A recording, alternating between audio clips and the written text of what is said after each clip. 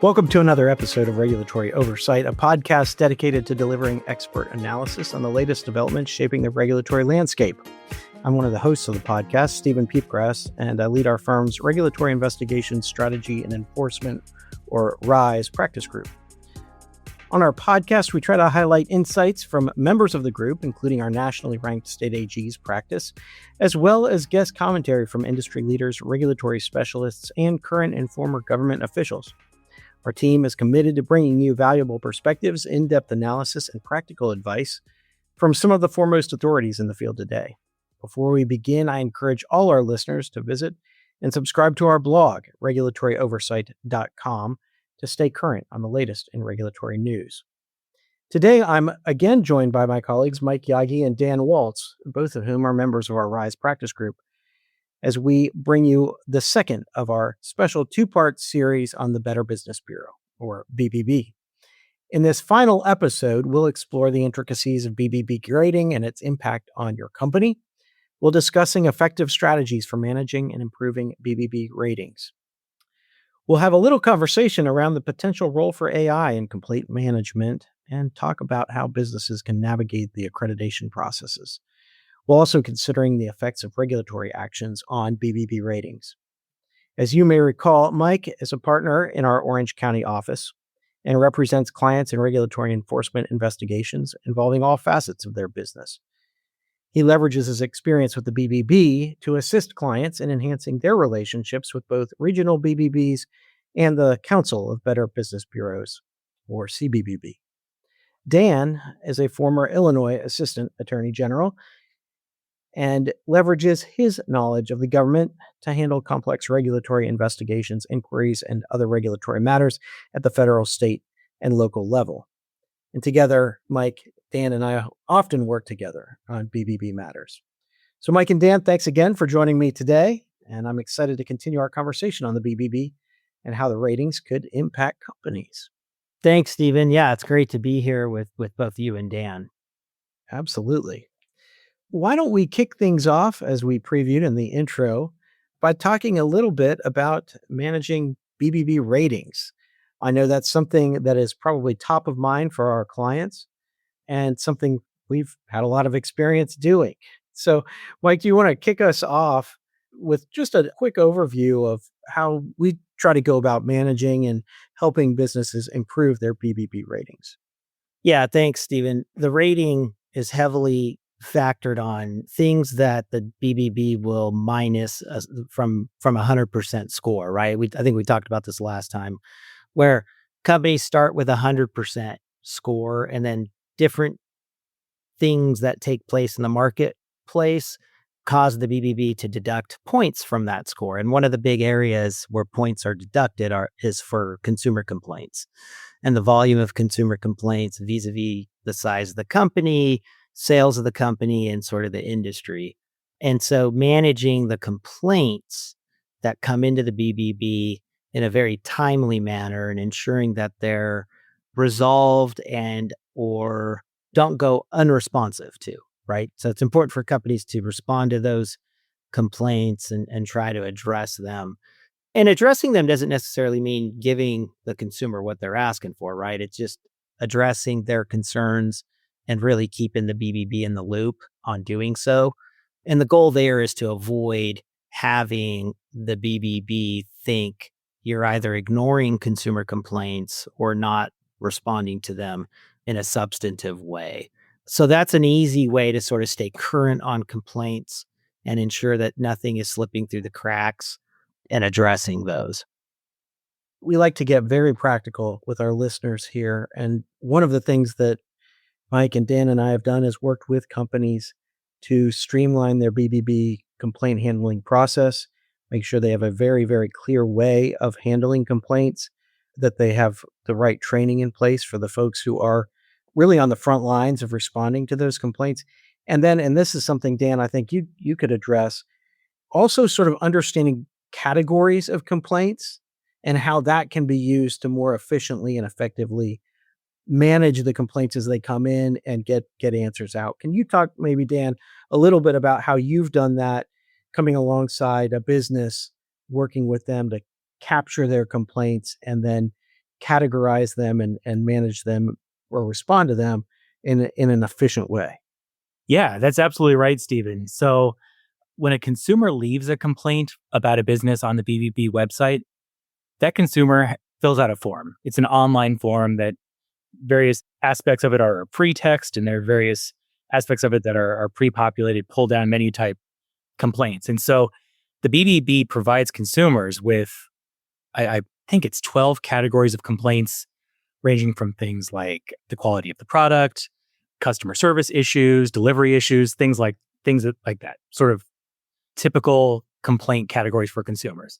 And so these don't always match up with a company's business. For example, maybe the company does online orders exclusively. And so some category relating to a company's mail order response doesn't necessarily apply. Or maybe the company isn't necessarily in a business where collections are an issue. So sometimes these categories don't necessarily line up, which is why it's important for our clients and for companies that are interested in managing their BBB profile to actually go in and make sure that they're reviewing the complaints that are available on the BBB website. And the importance of that is because you get one complaint here and there, and maybe it doesn't signal a deeper problem. But when you're looking at complaints in volume, when you're looking at complaints over time, companies can begin to realize issues, customer relationship issues, issues that might be of interest to the plaintiff's bar if there was litigation, or issues that might be interesting to regulators.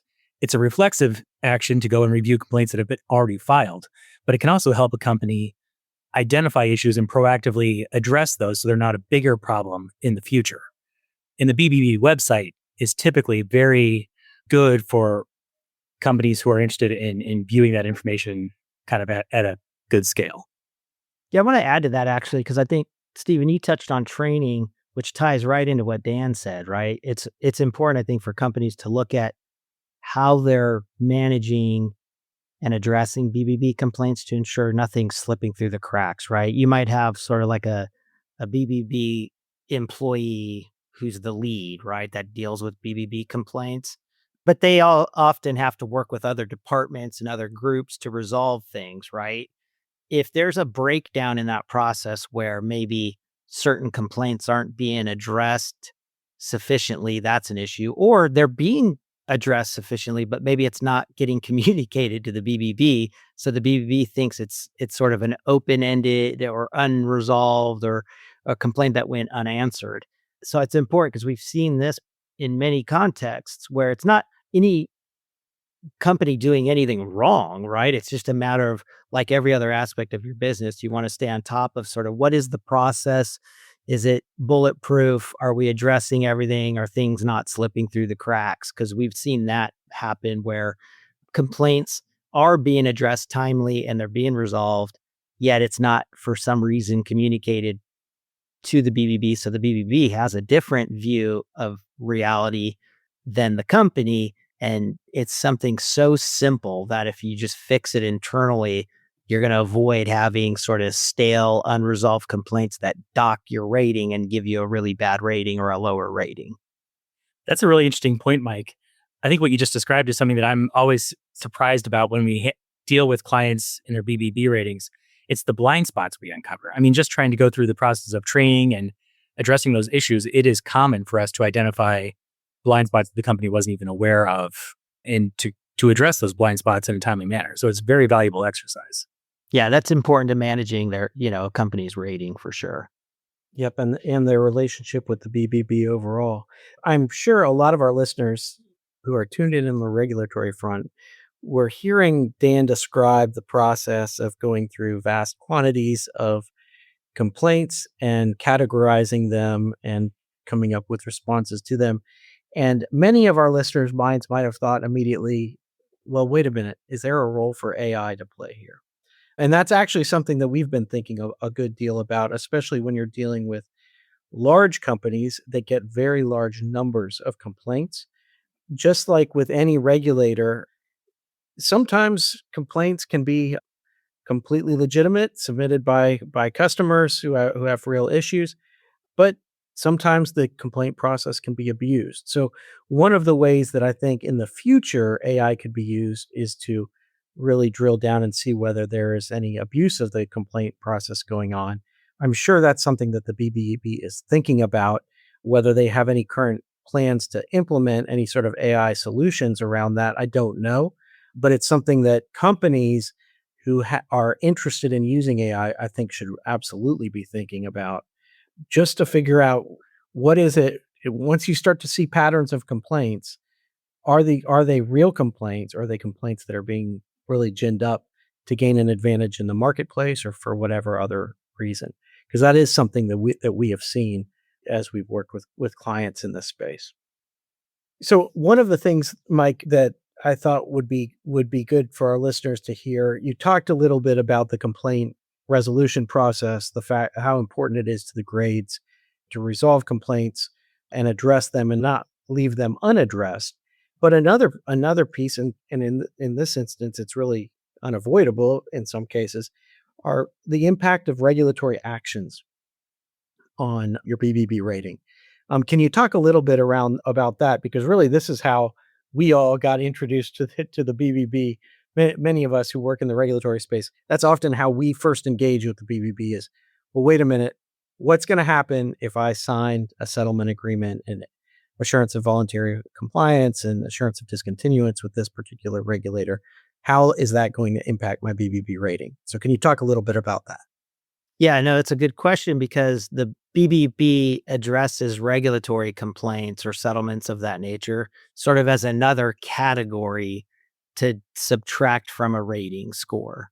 So you have consumer complaints directly to the BBB, but then you separately have any of these regulatory settlements, whether it's a consent judgment with the state AG or an assurance of voluntary compliance with the state AG. Those are other categories that the BBB has on their rating scale and will dock points from a company's rating when those settlements are announced. And I think it's important. Sometimes we've seen scenarios where you'll have, and for our listeners' sake, you have what we call multi-state investigations versus a single state investigation, which means a single state is when one state AG is investigating company X and resolving an issue with company X. Multi-state investigation is when several states or all the states work together targeting company X and resolve a matter with company X. And we've seen a multi-state settlement with a company would be often triggered as a single regulatory matter that would impact a rating. However, if you have like 6 single state investigations that result in 6 separate settlements, that could be counted as 6 regulatory matters impacting a company's rating. And that's important to really try to look at if you're a company that's dealing with those issues. You want to know, okay, is the BBB docking my rating score for 6 separate matters? And if that's the case, are those 6 separate matters truly separate, or did they all stem from the exact same business practice? And there's no guarantee what the BBB will do if it is all 6 separate matters. However, they all stem from one single business practice. So in other words, they're very much the same issue. There's no guarantee you could go to the BBB and say, hey, we want to address this with you and try to get you to change your classification and how you're rating these matters.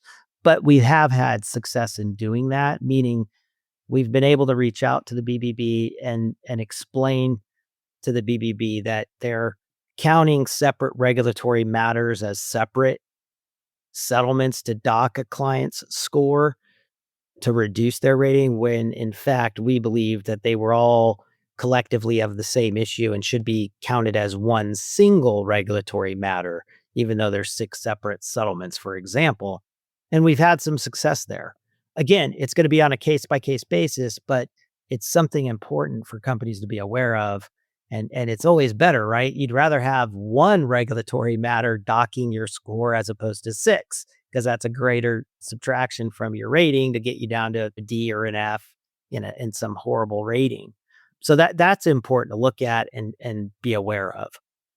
And Mike, I'll give credit to the BBB on this. They are sophisticated, and the type of conversation around this that you need to have is one that stems from a deep understanding of both the factual and legal issues surrounding those ultimate settlement agreements that are reached, the six that Mike was using as an example. That may end up being the type of issue that makes its way up to the national BBB. Because again, to give the BBB credit here, they really do try to take a common approach, although each individual BBB is different and each one is tasked with rating the businesses that fall under it. The national BBB does provide a level of sort of common advice and a consistent approach to all of those local BBBs. And so this sort of conversation may be one that has to be elevated up to the national level. But if it is, that may be an area where folks like us are able to help businesses as they're dealing with ratings that maybe are lower than they should be. Yeah, and I think that it's important to note that even when dealing with the regional BBB offices, in our experience, they've all been very open to dialogue with us on behalf of our clients, right? I think they want to build relationships with the marketplace and build relationships with businesses and improve sort of the complaint process and how businesses handle them and how they interact with the businesses and how they fairly accredit and rate those businesses, right? So there, in our experience, we could say that it has been not, it hasn't been adversarial, right, Stephen? I mean, and Dan, it's been more cooperative. It doesn't mean we all agree on everything all the time, but that's okay. That's the nature of sort of discussing some of these issues and trying to address them. But they're open to making sure that they're fair and reasonable and building good relationships with businesses, because that's the best way to help consumers, right? To make sure that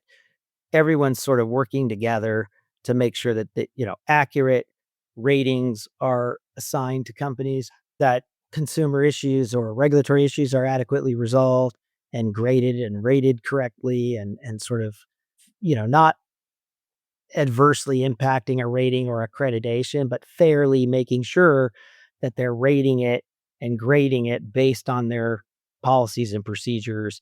And sometimes having that dialogue is helpful in sort of addressing some concerns and bringing things to the BBB's attention and awareness. And they're open to that, is my point. They don't put up a wall or refuse dialogue, and that's important. Like, I think one of the best ways to understand the BBB is to think about their motto, right? Which is start with trust. And that means so many different things to them, and they embrace that. And it goes to exactly what you're saying. It's building consumer trust in the businesses that are interacting with consumers, where the BBB is operating as a sort of a mediator, but it's also helping the businesses that are part of the BBB to trust the BBB as well, right? There is a back and forth and a give and take here in any sort of membership organization like the BBB is, where really that's their ultimate goal. And they have a real interest in being fair to the businesses that they're rating. And they do want to engage in a dialogue and come to a common understanding that is both doable for the business and also protects consumers in the end. So I often think about that motto every time I'm talking with folks from the BBB, understanding that that's always in the background of what they're doing. I like what you just said about mediators, Stephen, because it's so common for the BBB. Every BBB branch office has thousands of businesses, and for the most part, BBB only receives one side of the coin. They typically only receive the consumer complaints. And so when a business affirmatively reaches out, and I think we might have touched on this in our earlier podcast, when a business affirmatively reaches out to explain their side of the story, the BBB tends to be very receptive. And those interactions with the BBB can go a long way because there are both objective and subjective factors, the objective factors being the number of complaints, the speed at which a company deals with them. But then there are the objective factors, the issues that are softer than just numbers. And that's where I think engagement with BBB, informing the BBB about the challenges the business faces and what the consumer complaints mean, can really go a long way to improving the relationships between the BBB and the business and improving that rating. I'd like to wrap up with where we started with this conversation on the last episode, which was where we talked a little bit about how the BBB is sort of a quasi-governmental organization, quasi-agency, interacts with the regulator we often deal with the most, the state attorney general. And I think there's a very helpful example of this that came out recently, which is the Arizona AG's office. Attorney General Chris Mays partnered with the Better Business Bureau there in Arizona and did a series of videos that are available on YouTube with Joe Ducey, who is the Associate VP for Public Engagement for the BBB there in Arizona. And they talked about a number of different areas that are of interest to consumers. They did one on fraudulent celebrity scams, focused on AI issues. Very different use of AI than what we were talking about previously, but something AGs are very interested in. Talked about moving scams, the types of scams that people sometimes get caught up with when they're over a barrel with movers and suddenly the price changes on the part of the moving company who also happens to be holding your furniture in their truck, and how you deal with a situation like that. They talked about crypto scams, another area that the AGs focused on. AGs in general are very focused on crypto issues. And all of these different YouTube shorts that they did together, I thought were very interesting, but it also really demonstrated how often AG's offices operate hand in hand with the local Better Business Bureaus in their states. And they take that relationship very, very seriously. And I think that's a really good example of why it's in companies' best interest to take their relationship with the BBB seriously as well. Yes, they are a private membership organization, but they have the ear of the state attorney general in each state, and they do for good reason, because they interact and are often the primary recipient of consumer complaints that may also be going to the AG, and often will coordinate with AG's offices in resolving and addressing those. Well, any final thoughts before we wrap up on that or any other BBB related subject? Yeah, I think you really touched a very critical point. We've been talking about the BBB rating of companies and maintaining, a good rating and or maintaining accreditation. You touched on an important factor, which is BBB's relationships with state regulators and working with state regulators, like you noted with Arizona, and issuing these sort of videos on YouTube to help consumers understand some common scams, right, that the BBB in the states seeing. I think it's important to understand too for companies that keeping a good rating and accreditation helps minimize how regulators could use a bad grade or a non-accreditation in an investigation against the company, and private litigants in threatening, class actions and other matters. It's important to understand that it's not just, hey, we have a good rating so consumers like it. It's also saying we don't have a bad rating or a lack of accreditation where regulators and private plaintiffs' lawyers can use and try to use against the company. So there's a lot of benefits in sort of spending a little bit of time making sure that you're handling these issues and complaints in a timely, effective manner to minimize those issues and potential exposure as well. And Dan will give you the last word. Any final thoughts on the BBB for our listeners? I think this podcast and the last podcast we did, Stephen, emphasized the importance of engaging with BBB. If there are any ratings concerns or issues in terms of what's occurring with the company's BBB profile, an open dialogue with the assistance of counsel if necessary is probably the best way to go about doing that. And BBB is generally open to those conversations. So it's an often overlooked aspect that can have significant real world improvements for companies. Well, thank you. Really appreciate it, Mike and Dan. Thanks for joining me and sharing your perspectives on the BBB. I really enjoyed the discussion, and I hope our listeners did as well. And thank you to our listeners for tuning in. Remember to subscribe to this podcast on whatever platform you use, and we look forward to having you join us again next time.